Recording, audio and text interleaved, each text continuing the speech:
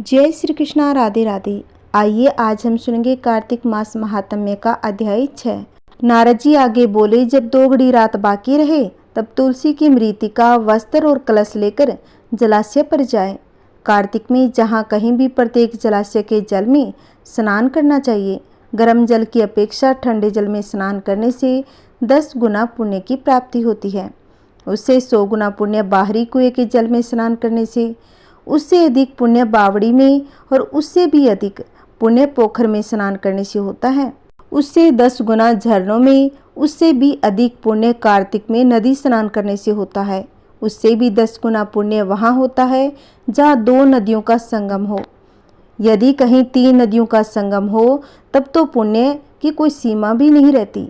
स्नान से पहले भगवान का ध्यान करके स्नान अर्थ संकल्प करना चाहिए। फिर तीर्थ में उपस्थित देवताओं को अर्घ्य, आचमनीय आदि देना चाहिए। अर्घ्य मंत्र इस प्रकार है। हे कमलनाथ, आपको नमस्कार है। हे जलसाई भगवान, आपको प्रणाम है। हे ऋषिकेश, आपको नमस्कार है। मेरे दिए अर्घ्य को आप ग्रहण करें। बैकुंठ, प्रयाग तथा बद्री आश्रम में जहाँ कहीं भगवान विष्णु गए वहाँ उन्होंने 3 प्रकार से अपना पांव रखा था। वहाँ पर ऋषि, वेद, यज्ञों सहित सभी देवता मेरी रक्षा करते हैं।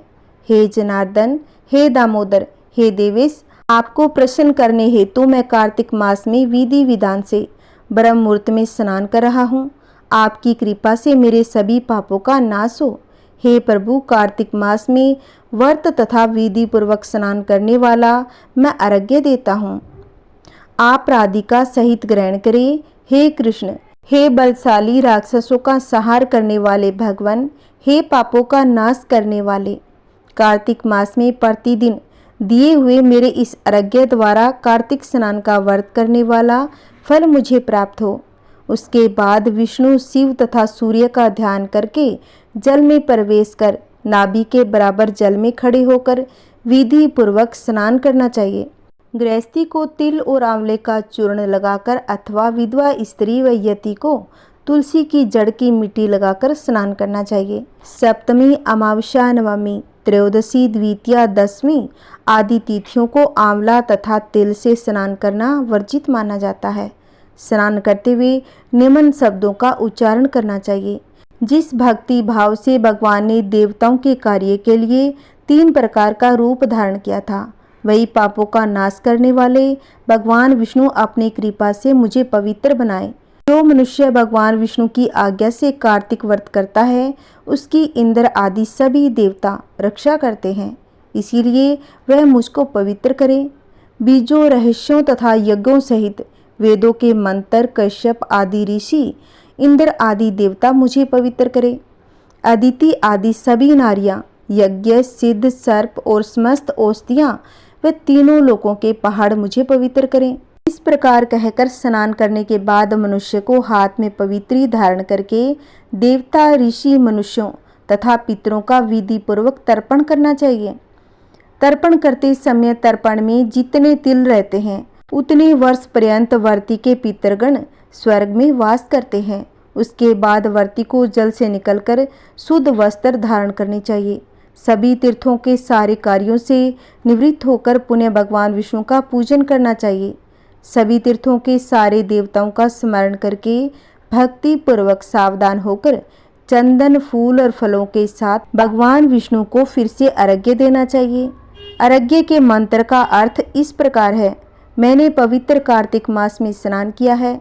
हे विष्णु, राधा के साथ आप मेरे दिए अर्घ्य को ग्रहण करें। उसके बाद चंदन, फूल और तांबुल आदि से वेद पाठी ब्राह्मणों का श्रद्धापूर्वक पूजन करें और बार बार नमस्कार करें। ब्राह्मणों के दाएं पांव में तीर्थों का वास होता है। मोह में वेद और समस्त अंगों में देवताओं का वास होता है। अपने कल्याण की इच्छा रखने वाले मनुष्य को इनका न तो अपमान करना चाहिए और न ही इसका विरोध करना चाहिए। फिर एकाग्रचित होकर भगवान विष्णु की प्रिय तुलसी जी की पूजा करनी चाहिए। उनकी परिक्रमा करके उनको प्रणाम करना चाहिए। हे देवी, हे तुलसी, देवताओं ने ही प्राचीन काल से तुम्हारा निर्माण किया है और ऋषियों ने तुम्हारी पूजा की है। हे विष्णु प्रिया तुलसी, आपको नमस्कार है। आप मेरे समस्त पापों को नष्ट करो। इस प्रकार जो मनुष्य भक्ति पूर्वक कार्तिक व्रत का अनुष्ठान करते हैं वे संसार के सुखों का भोग करते हुए अंत में मोक्ष को प्राप्त हो जाते हैं। बोलिए विष्णु भगवान की जय, बोलिए माता लक्ष्मी की जय। आज का हमारा कार्तिक महात्म्य का छठा अध्याय समाप्त। कल की वीडियो में हम आगे की कथा सुनेंगे। अब हम सुनेंगे कार्तिक स्नान की कथा। किसी गांव में एक बुढ़िया रहा करती थी। उसका एक बेटा था और एक बेटे की बहू थी।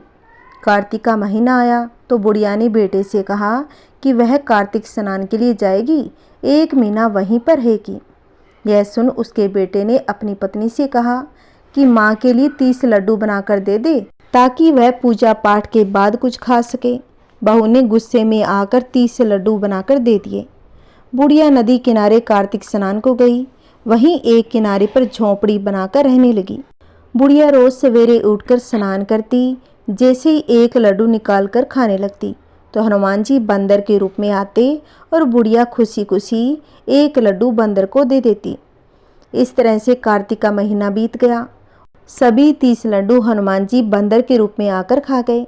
कार्तिक का महीना समाप्त होने पर बुढ़िया वापस जाने को तैयार हुई तो बुढ़िया जी के सामने हनुमान जी प्रकट हो गए। उन्होंने बुढ़िया की उस कुटिया की जगह पर एक आलीशान महल बनवा दिया।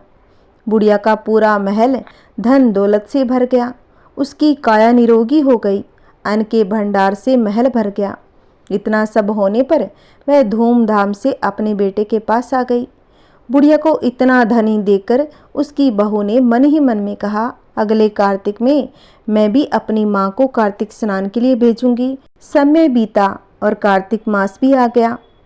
अब बहू ने अपनी माँ को कार्तिक स्नान के लिए कहा। पूरे 30 लड्डू घी व बहुत मेवा डालकर अपनी माँ के लिए बनाकर दिए। माँ कार्तिक स्नान के लिए गई। जैसे ही सुबह सवेरे नहा धोकर लड्डू खाने लगती, हनुमान जी बंदर का रूप धारण करके उसके सामने बैठ जाते थे तो वह पत्थर मारकर उन्हें भगा देती और कहती, इससे मेरा पेट ही नहीं भरा तो तुम्हें कैसे दूं। उसका रोज का यही नियम था। वह रोज नित नियम से लड्डू खाने बैठती। हनुमान जी बंदर का रूप धारण करके उसके सामने बैठ जाते और बुढ़िया वह पत्थर मार के भगा देती। इस तरह करते करते पूरा कार्तिक का महीना समाप्त हो गया तो हनुमान जी फिर से प्रकट हुए। उन्होंने बहू की माँ की कुटिया को कूड़े कचरे में बदल दिया और माँ को डुक्कर बना दिया। कार्तिक महीना समाप्त होने पर बहू ने भी अपने पति से कहा कि कार्तिक का महीना खत्म हो गया है, आप मेरी माँ को गाजे बाजे के साथ लेकर आओ। लड़का अपनी माँ को गाजे बाजे के साथ लेने गया तो वहाँ देखता है कि कुटिया की जगह कूड़े का ढेर लगा था और उस पर उसकी सास डुक्कर बनकर बैठी थी। लड़के को देख हनुमान जी प्रकट हुए और बोले कि बेटा, तुम्हारी माँ ने सच्चे मन से कार्तिक स्नान किया था और पूजा पाठ किया, इसीलिए ही तुम्हारी माँ पर कार्तिक देवता का आशीर्वाद बरसा था। लेकिन तुम्हारी सास ने पापी मन से यह कार्य किया और कार्तिक महीने में बेटी के घर का अन्न खाया है, इसलिए कार्तिक देवता इससे नाराज हुए, जिसे यह डुक्कर बन गई है। कहानी के बाद हाथ जोड़कर कहना चाहिए, हे कार्तिक देवता, जैसे आप लड़की की माँ पर बरसे वैसे ही सभी पर कृपा बरसाना। जैसे आपने लड़के की सासू माँ पे किया वैसा किसी के साथ ना करना। बोलिए कार्तिक भगवान की जय हो, बोलिए विष्णु भगवान की जय हो, बोलिए बजरंग बली की जय हो। आइए सुनते हैं कार्तिक माह में राम लक्ष्मण की कहानी। एक नगर में जाट और जाटनी रहते थे। वह बहुत ही गरीब थे। एक बार जाटनी जाट से कहने लगी, मैं तुम्हें 4 रोटी बनाकर दूंगी, तुम नदी के किनारे जाना, वहाँ राम लक्ष्मण आते हैं, वहाँ जाकर तुम ये पंक्तियाँ दोहराना। राम बड़े लक्ष्मण छोटे, वो बैठे अम्बे की डाली, वो बैठे चंबे की डाली, मिट्टी का दशरथ बनावे, माखन मिश्री का भोग लगावे, ते परिक्रमा घर को आवे। जाट रास्ते भर इन पंक्तियों को रटता गया पर नदी किनारे जाकर भूल गया। वहां जाकर बोलता है, लक्ष्मण बड़े राम छोटे, वो बैठे अम्बे की डाली, वो बैठे चंबे की डाली, मिट्टी का दशरथ बनावे, माखन मिश्री का भोग लगावे, दे परिक्रमा घर को आवे। अब जाट की बात सुन राम लक्ष्मण कहते हैं कि लक्ष्मण, इसने तुम्हें बड़ा बताया है, तुम इसे कुछ दो। लक्ष्मण बोलते हैं कि हे राम भैया, इसकी बुद्धि मलिन हो गई है, यह मूर्ख व्यक्ति है, कहीं राम से भी बड़ा दुनिया में कोई है? राम बोले, नहीं लक्ष्मण, इसने तुम्हें बड़ा बताया है तो तुम्हें इसे कुछ दो। राम जी की बात सुनकर लक्ष्मण ने थोते बांस में कुछ मोहरे अशरफी भर के दे दी। रास्ते में मोहर अशरफी को चोर लूट ले गए। अब जाट घर पर आ गया। घर पर गया तो जाटनी ने पूछा, कुछ मिला? जाट बोला कि मिला तो था, पर चोर लूट ले गए। जाटनी ने कहा, कोई बात नहीं, कल फिर जाना। अगले दिन फिर से जाटनी ने 4 रोटी बनाकर जाट को दे दी और फिर सिखा दिया, राम बड़े लक्ष्मण छोटे, वो बैठे अम्बे की डाली, वो बैठे चंबे की डाली, मिट्टी का दशरथ बनावे, माखन मिश्री का भोग लगावे, दे परिक्रमा घर को आवे। जाट फिर से रास्ते भर ये पंक्तियां याद करते हुए गया, लेकिन जैसे ही राम लक्ष्मण के सामने पहुंचा फिर से भूल गया। बोला, लक्ष्मण बड़े राम छोटे, वो बैठे अम्बे की डाली, वो बैठे चंबे की डाली, मिट्टी का दशरथ बनावे, मक्खन मिश्री का भोग लगावे, दे परिक्रमा घर को आवे। राम बोले, लक्ष्मण ये व्यक्ति आज भी तुम्हें ही बड़ा बता रहा है, तुम इसे कुछ तो दो।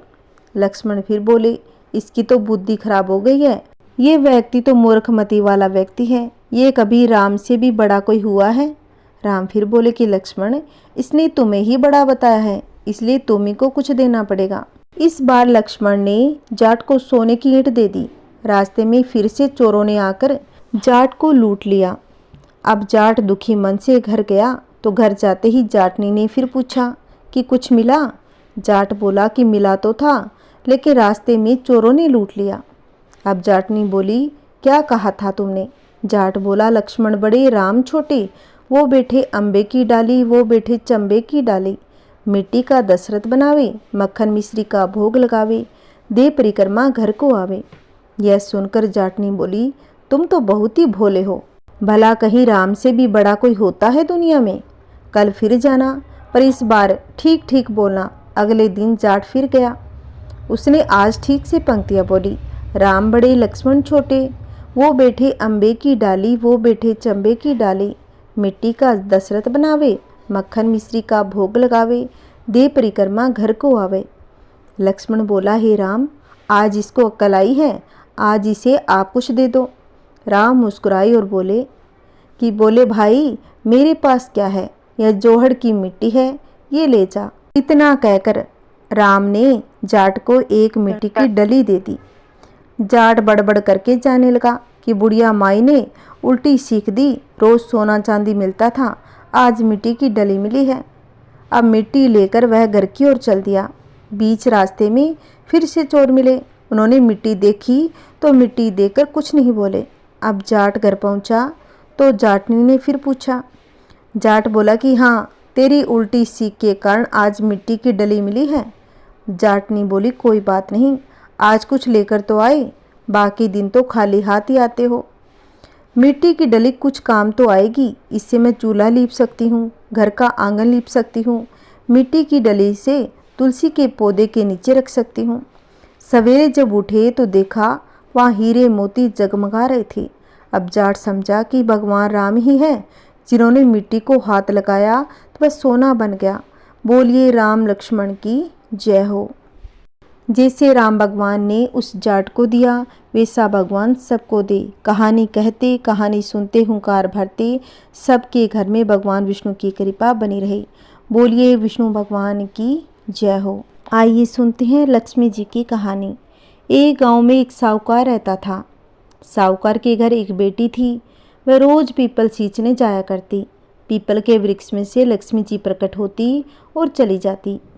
एक दिन लक्ष्मी ने साहूकार की बेटी से कहा, तू मेरी सहेली बन जा। तब लड़की ने कहा कि मैं अपने पिता से पूछकर कल बताऊंगी। साहूकार की बेटी ने घर जाकर अपने पिता को सारी बात कह दी। तब उसके पिता बोले, वह तो लक्ष्मी है और हमें क्या चाहिए, तू लक्ष्मी जी की सहेली बन जा। दूसरे दिन वह लड़की फिर गई। तब लक्ष्मी जी पीपल के पेड़ से निकल कर आई और कहा, सहेली बन जा। तो लड़की ने कहा, बन जाऊंगी, और दोनों सहेली बन गई। लक्ष्मी जी ने उसको खाने का न्योता दिया। घर आकर लड़की ने माँ और बाप को कहा, मेरी सहेली ने मुझे खाने का न्योता दिया है। तब माँ ने कहा कि सहेली के जीमने जाइयो, पर घर को संभाल कर जाना। तब वह लक्ष्मी जी के यहाँ जीमने चली गई। तो लक्ष्मी जी ने उसे साला दुसाला ओढ़ने के लिए दिया, रुपए दिए, सोने की चौकी, सोने की थाली में 36 प्रकार का भोजन कराया। जिम कर जब वह जाने लगी तो लक्ष्मी जी ने पल्ला पकड़ लिया और कहा कि बहन, मैं भी तेरे जिमने आऊँगी। तो उसने कहा आ जाइयो। अब वह घर गई। घर जाकर चुपचाप बैठ गई। तब बाप ने पूछा कि बेटी, सैली के यहाँ जिम कर आ गई तो वह उदास क्यों बैठी हो? उसने कहा पिताजी, मेरे को लक्ष्मी जी ने इतना दिया, अनेक प्रकार के भोजन कराए, परंतु मैं कैसे जिम आऊँगी? अपने घर तो कुछ भी नहीं है। तब उसके पिता ने कहा कि गोबर मिट्टी से चौका लगाकर घर की सफाई कर ले, 4 मुख वाला दिया जलाकर लक्ष्मी जी का नाम लेकर रसोई में बैठ जाना। लड़की सफाई करके लड्डू लेकर बैठ गई। उसी समय एक रानी नहा रही थी। उसका 9 लखा हार चील उठाकर ले गई। उसके घर वह 9 लखा हार डाल गई, उसका लड्डू ले गई। बाद में वह हार को तोड़कर बाजार में गई और सामान लाने लगी। तो सुनार ने पूछा कि क्या चाहिए? तब उसने कहा कि सोने की चौकी, सोने का थाल, साल दुसाला दे, मोहर दे और सामग्री दे, 36 प्रकार का भोजन हो जाए, इतना सामान दे। सारी चीजें लेकर बहुत तैयारी की। अब उसने लक्ष्मी जी को न्योता दिया। गणेश जी ने कहा मैं भी साथ चलूँगा। अब आगे आगे गणेश जी और पीछे पीछे लक्ष्मी आई। उसने फिर चौकी डाल दी और कहा सैली चौकी पर बैठ जा। तब लक्ष्मी जी ने कहा सैली, चौकी पर तो मैं राजा रानी की भी नहीं बैठी, किसी के भी नहीं बैठी। तो उसने कहा मेरे यहाँ तो बैठना पड़ेगा।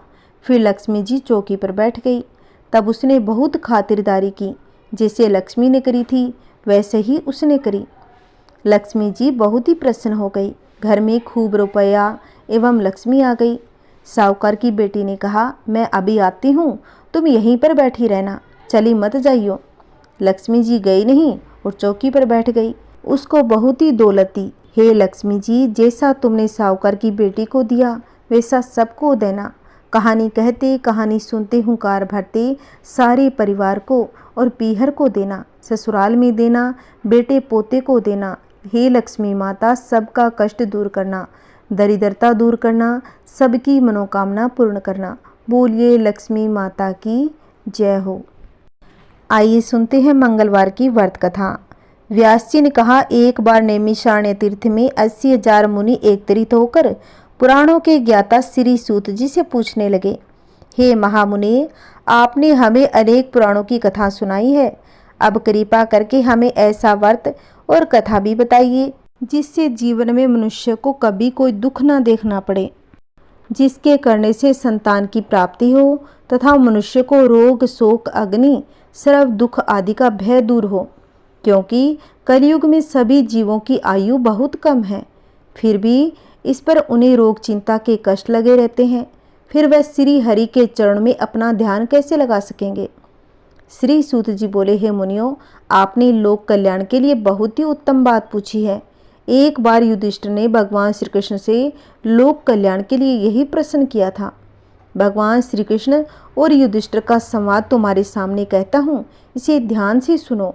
एक समय पांडवों की सभा में श्री कृष्ण जी बैठे हुए थे। तब युधिष्ठिर ने भगवान श्री कृष्ण से प्रश्न किया, हे प्रभु, हे नंदनंद गोविंद, आपने मेरे लिए अनेकों कथाएं सुनाई है। आज आप कृपा करके ऐसा व्रत या कथा सुनाए जिसके करने से मनुष्य को रोग चिंता का भय समाप्त हो, उसको पुत्र की प्राप्ति हो। हे प्रभु, बिना पुत्र के जीवन व्यर्थ है। पुत्र के बिना मनुष्य नरकगामी होता है। पुत्र के बिना मनुष्य पितर ऋण से भी छुटकारा नहीं पा सकता। अतः पुत्रदायक व्रत बताइए। श्री कृष्ण भगवान बोले, हे राजन, मैं प्राचीन इतिहास सुनाता हूँ, आप उसे ध्यान पूर्वक सुनो। कुंडलपुर नामक एक नगर था। उसमें नंदा नामक एक ब्राह्मण रहा करता था। भगवान की कृपा से उसके पास सब कुछ था, फिर भी वह दुखी रहता। इसका कारण था कि ब्राह्मण की स्त्री सुनंदा के कोई भी संतान नहीं थी। सुनंदा पतिव्रता थी, भक्ति पूर्वक श्री हनुमान जी की आराधना भी किया करती थी। मंगलवार के दिन व्रत करके अंत में भोजन बनाकर हनुमान जी को भोग लगाने के बाद स्वयं भोजन करती। एक बार मंगलवार के दिन ब्राह्मणी गृह कार्य की अधिकता के कारण हनुमान जी को भोग न लगा सकी, तो इस पर उसे बहुत ही अधिक दुख हुआ। उसने कुछ भी नहीं खाया और अपने मन में प्रण किया अब तो अगले मंगलवार को ही हनुमान जी का भोग लगाकर अन्न और जल का ग्रहण करूंगी। ब्राह्मणी सुनंदा प्रतिदिन भोजन बनाती, श्रद्धापूर्वक पति को खिलाती, परंतु स्वयं भोजन नहीं करती और मन ही मन श्री हनुमान जी की आराधना किया करती। इसी प्रकार 6 दिन गुजर गए। ब्राह्मणी सुनंदा अपने निश्चय के अनुसार भूखी प्यासी निराहार रही। अगले मंगलवार को ब्राह्मणी सुनंदा प्रातःकाल ही बेहोश होकर गिर पड़ी। ब्राह्मणी सुनंदा की इस असीम भक्ति के प्रभाव से श्री हनुमान जी बहुत ही प्रसन्न हुए और प्रकट होकर बोले, सुनंदा, मैं तेरी भक्ति से बहुत ही प्रसन्न हूँ, तो उठ और वर मांग।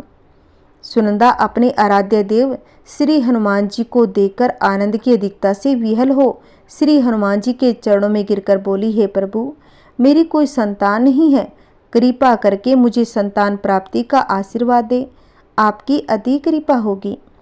श्री महावीर जी बोले, तेरी इच्छा पूर्ण होगी, तेरे एक कन्या पैदा होगी, उसके संस्तांग प्रतिदिन सोना दिया करेंगे। इस प्रकार कहकर श्री महावीर जी अंतर ध्यान हो गए। ब्राह्मणी सुनंदा बहुत ही हर्षित हुई। सभी समाचार अपने पति से कहा। ब्राह्मण देव कन्या का वरदान सुनकर कुछ दुखी हुए, परंतु सोना मिलने की बात सुनी तो बहुत ही प्रसन्न हो गए। विचार किया कि ऐसी कन्या के साथ मेरी निर्धनता भी समाप्त हो जाएगी। श्री हनुमान जी की कृपा से वह ब्राह्मणी गर्भवती हो गई। 10वें महीने में उसे सुंदर सी एक कन्या उत्पन्न हुई। यह बच्ची अपने पिता के घर में ठीक उसी तरह से बढ़ने लगी जिस प्रकार शुक्ल पक्ष का चंद्रमा बढ़ता है। 10वें दिन ब्राह्मण ने उस बालिका का नामकरण संस्कार कराया। उसके कुल पुरोहित ने उस बालिका का नाम रत्नावली रखा, क्योंकि यह कन्या सोना प्रदान किया करती थी। इस कन्या ने पूर्व जन्म में बड़े ही विद्वान से मंगल देव का व्रत किया था। रत्नावली का साष्टांग बहुत सोना देता। उस सोने से नंदा ब्राह्मण बहुत ही धनवान हो गया। अब ब्राह्मणी भी बहुत ही अभिमान करने लगी थी। समय बीतता रहा। अब रत्नावली 10 वर्ष की हो चुकी थी। एक दिन जब नंदा ब्राह्मण प्रसन्नचित्त था, तब सुनंदा ने अपने पति से कहा, मेरी पुत्री रत्नावली विवाह के योग्य हो गई है, अतः आप कोई सुंदर तथा योग्य वर देकर इसका विवाह कर दें। यह सुनकर ब्राह्मण बोला, अभी तो रत्नावली बहुत ही छोटी है। तब ब्राह्मणी बोली, शास्त्रों की आज्ञा है कि कन्या 8वें वर्ष में गौरी, 9 वर्ष में रोहिणी, 10वें वर्ष में कन्या, इसके बाद रजस्वला हो जाती है। गौरी के दान से पाताल लोक की प्राप्ति होती है, रोहिणी के दान से बैकुंठ लोक की प्राप्ति होती है, कन्या के दान से इंद्रलोक में सुखों की प्राप्ति होती है। अगर हे पति देव रजस्वला का दान किया जाता है तो घोर नरक की प्राप्ति होती है। इस पर ब्राह्मण बोला, अभी तो रत्नावली मात्र 10 वर्ष की हुई है, मैंने तो 16-16 साल की कन्याओं के विवाह कराए हैं, अभी जल्दी क्या है। तब ब्राह्मणी सुनंदा बोली, आपको तो लोभ अधिक हो गया। शास्त्रों में कहा गया है कि माता पिता और बड़ा भाई रजस्वला कन्या को देखते हैं तो अवश्य ही नरकगामी होते हैं। तब ब्राह्मण बोला, अच्छी बात है, कल मैं अवश्य योग्य वर की तलाश में अपना दूत भेजूंगा। दूसरे दिन ब्राह्मण ने अपने दूत को बुलवाया और आज्ञा दी, जैसी सुंदर मेरी कन्या है वैसा ही सुंदर वर उसके लिए तलाश करो। दूत अपने स्वामी की आज्ञा पाकर निकल पड़ा। अब पंपई नगर में उसने एक सुंदर लड़के को देखा। यह बालक एक ब्राह्मण परिवार का बहुत ही गुणवान था और इसका नाम सोमेश्वर था। दूत ने इस सुंदर व गुणवान ब्राह्मण पुत्र के बारे में अपने स्वामी को पूर्ण विस्तार से बता दिया। ब्राह्मण नंदा को भी सोमेश्वर अच्छा लगा। फिर शुभ मुहूर्त में विधि पूर्वक कन्या का दान करके ब्राह्मण ब्राह्मणी संतुष्ट हो गए, परंतु ब्राह्मण के मन तो लोभ समाया हुआ था। उसने कन्यादान तो कर दिया था, पर बहुत ही खिन्न भी था। उसने विचार किया कि रत्नावली तो अब चली जाएगी, मुझे इससे जो सोना मिलता था वह अब नहीं मिलेगा। मेरे पास जो धन था कुछ तो इसके विवाह में खर्च हो गया, जो शेष बचा हुआ है वो भी कुछ दिनों के बाद समाप्त हो जाएगा। मैंने तो इसका विवाह करके बहुत ही बड़ी भूल कर दी। अब कोई ऐसा उपाय हो कि रत्नावली मेरे घर में ही बनी रहे, अपने ससुराल ना जाए। लोभ रूपी राक्षस ब्राह्मण के मस्तिष्क पर छाता सा छा गया। रात भर अपनी शैया पर बेचैनी से करवटें बदलते बदलते उसने एक बहुत ही क्रूर निर्णय लिया। उसने विचार किया कि जब रत्नावली को लेकर उसका पति सोमेश्वर अपने घर को जाएगा तो वह रास्ते में छिपकर सोमेश्वर का वध कर देगा, अपनी लड़की को अपने घर ले आएगा, जिससे नियमित रूप से उसे सोना भी मिलेगा और समाज का कोई मनुष्य उसे दोष भी नहीं दे सकेगा। प्रातःकाल हुई तो नंदा और सुनंदा ने अपने जमाई तथा लड़की को बहुत सारा धन देकर विदा कर दिया। सोमेश्वर अपनी पत्नी रत्नावली को लेकर ससुराल से अपने घर की तरफ चल दिया। ब्राह्मण नंदा महालोभ के वशीभूत हो अपनी मति खो बैठा। पाप पुण्य को उसे विचार भी न रहा। अब अपने भयानक व क्रूर निर्णय को कार्य रूप देने के लिए उसने अपने दूत को रास्ते में अपने जमाई का वध करने के लिए भेज दिया, ताकि रत्नावली से प्रातः होने वाला सोना उसे प्राप्त हो सके, वो कभी निर्धन न हो। ब्राह्मण के दूत ने अपने स्वामी की आज्ञा का पालन करते हुए उसके जमाई सोमेश्वर का मार्ग में ही वध कर दिया। समाचार प्राप्त कर ब्राह्मण नंदा मार्ग में पहुंचा और रुदन करती अपनी पुत्री रत्नावली से बोला, हे पुत्री, मार्ग में लुटेरों ने तेरे पति का वध कर दिया है। भगवान की इच्छा के आगे किसी का कोई वश नहीं चलता।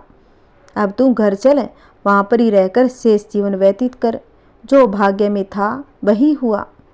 अपने पति की अकाल मृत्यु से रत्नावली बहुत ही दुखी हो गई। करुण कर्दन व रुदन करते हुए अपने पिता से बोली, हे पिताजी, इस संसार में जिस स्त्री का पति नहीं है उसका जीना व्यर्थ है। मैं अपनी पति के साथ ही अपने शरीर को जला दूंगी। सती होकर अपने इस जन्म को माता पिता के नाम को तथा सास ससुर के यश को सार्थक करूंगी। ब्राह्मण नंदा अपनी पुत्री रत्नावली के वचनों को सुनकर बहुत ही दुखी हो गया और विचार करने लगा, मैंने व्यर्थ ही जमाई वध का पाप अपने सिर ले लिया। रत्नावली तो उसके पीछे अपने प्राण तक देने को तैयार हो गई। मेरा तो दोनों तरफ से मरण हो गया। धन तो मिलेगा नहीं, अब जमाई वध के पाप के फलस्वरूप यम यातना भी भोगनी पड़ेगी। यही सोचकर वह बहुत ही खिन्न हो गया। सोमेश्वर की चिता बनाई गई। रत्नावली सती होने की इच्छा से अपने पति का सिर अपनी गोद में रखकर चिता में बैठ गई। जैसे ही सोमेश्वर की चिता को अग्नि लगाई गई, वैसे ही प्रसन्न हो मंगल देव वहां प्रकट हो गए और बोले, हे रत्नावली, मैं तेरी पति भक्ति से बहुत ही प्रसन्न हूँ, तू वरदान मांग। रत्नावली ने अपने पति का जीवन दान मांगा। तब मंगल देव बोले कि रत्नावली, तेरा पति अजर अमर है, यह महाविद्वान भी होगा और इसके अतिरिक्त तेरी जो इच्छा हो वरदान मांग। तब रत्नावली बोली, हे गरों के स्वामी, यदि आप मुझ पर प्रसन्न हो तो मुझे यह वरदान दीजिए, जो भी मनुष्य मंगलवार के दिन प्रातःकाल लाल पुष्प लाल चंदन से पूजा करके आपका स्मरण करे, उसको रोग व्याधि न हो और स्वजनों का कभी वियोग न हो, सर्प अग्नि तथा स्त्रों का भय न रहे। जो स्त्री मंगलवार का व्रत करे वह कभी विधवा न हो। मंगल देव तथास्तु कहकर अंतर्ध्यान हो गए। सोमेश्वर मंगल देव की कृपा से जीवित हो गया।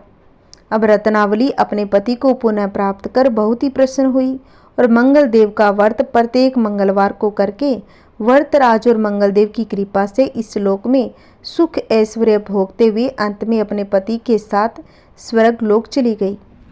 बोलिए बजरंगबली की जय हो।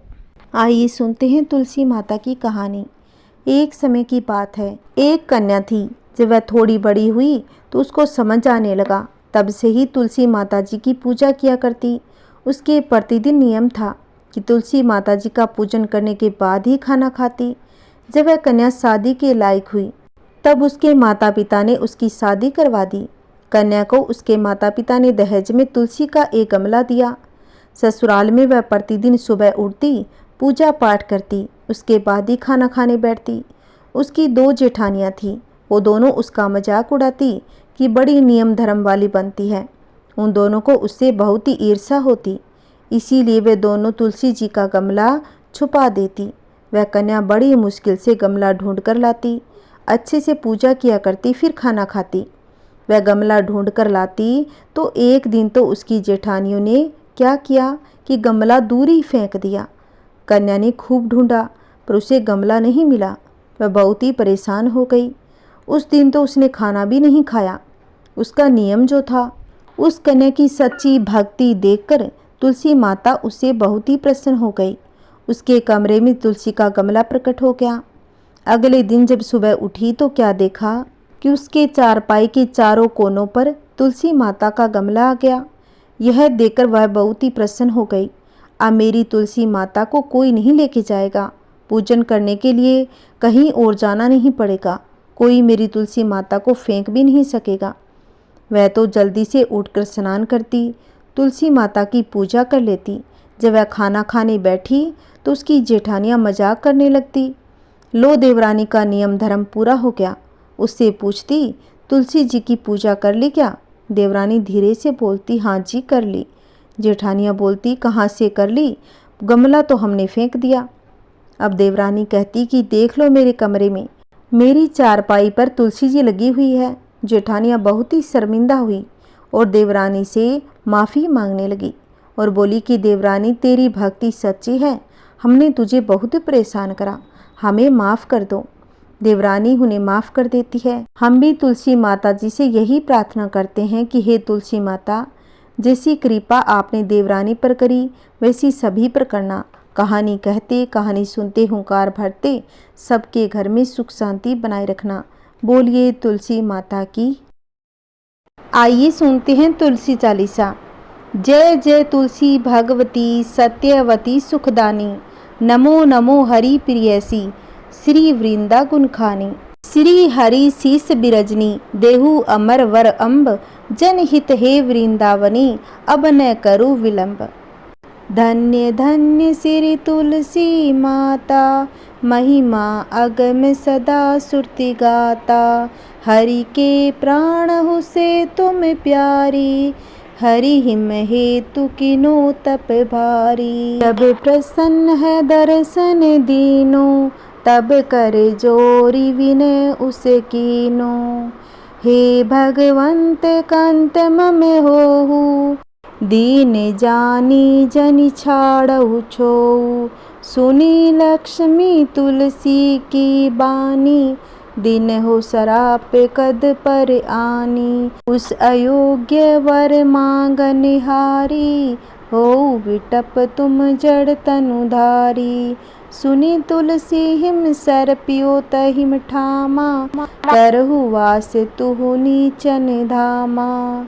दियो वचन हरि तब तत्काला, सुनहु सुमुखी जनि होहु बिहाला। सम्य पाई वह रो पाती तोरा, पूजियो आस वचन सत मोरा। तब गोकुल मह गोप सुदामा, तासु बही तुलसी तू बामा।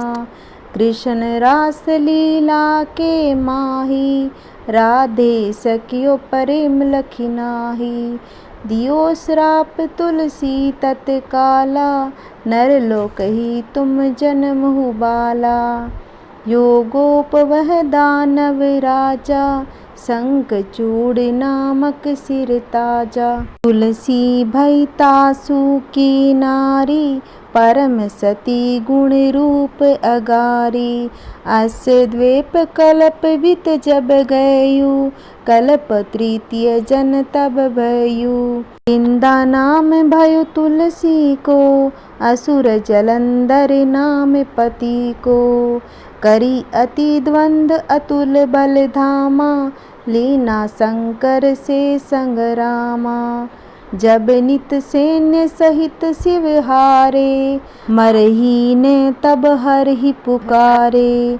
पतिव्रता वृंदा थी नारी, को न सके पत ही सहारी। तब जलंधर ही भेष बनाई, वृंदा ठिग हरि पहुँचो जाई। शिव हित लहि करी कपट पर संगा, कियो सती तव धर्म तो ही भंगा। भयो जलंधर कर सहारा, सुनी उर शोक उपारा। तिहि क्षण दियो कपट हरि टारी, लखी वृंदा दुख गिरा उचारी। जलंधर जस हत्यो अभीता, सोई रावण तस हरहि सीता। अस प्रस्तर समहृत्य तुम्हारा, धर्म खंडी मम पति सहारा। यही कारण लहि श्राप हमारा। मुनि हरि तुरत ही वचन उचारे, दियो श्राप बिना विचारे। लखियो ने निज करतूति पति को, छलन चहो जब पार्वती को। जड़मति तुहु अस को जड़ रूपा, जग मह तुलसी विकट अनूपा। दग्गो रूप हम साले ग्रामा, नदी गंड की बीच ललामा। जो तुलसी दल हम ही चढ़ी है, सब सुख भोगी परम पद पई है। बिनु तुलसी हरि जलत शरीरा, अतिशय उठत शीस उर पीरा। जो तुलसी दल हरि शीस धारत, सो शस्त्र घट अमृत डारत। तुलसी हरि मन रजनी हारी, रोग दोष दुख भजनी हारी। प्रेम सहित हरि भजन निरंतर, तुलसी राधा में नाही अंतर। व्यंजन हो छपनु परकारा, बिनु तुलसी दल नहीं हरि प्यारा। सकल तीर्थ तुलसी तरु छाही, लहत मुक्ति जन संशय नाही। कवि सुंदर इक हरि गुण गावत, तुलसी निकट सहस गुण पावत। बसत निकट दुर्वासा धामा, जो परयासत पुरव ललामा। पाठ करही जो नित नर नारी, होई सुख बासई त्रिपुरारी। तुलसी चालीसा पढ़ी तुलसी तरु ग्रहधारी, दीप दान करी पुत्र फल पावी बंध्यु नारी। सकल दुख दरिद्र हरिहार, हे परम प्रसन्न आसिये धन जन लढ़ी ग्रह बसी पूर्णा अत्र। लाही अभिमत फल जगत मह लाही पूर्ण सब काम। जई दल अरपही तुलसी तहम सहज बसी हरि राम। तुलसी महिमा नाम लख तुलसी सूत सुखराम, मानस चालीसा रचियो जग महम तुलसीदास। आइए सुनते हैं तुलसी माता की आरती।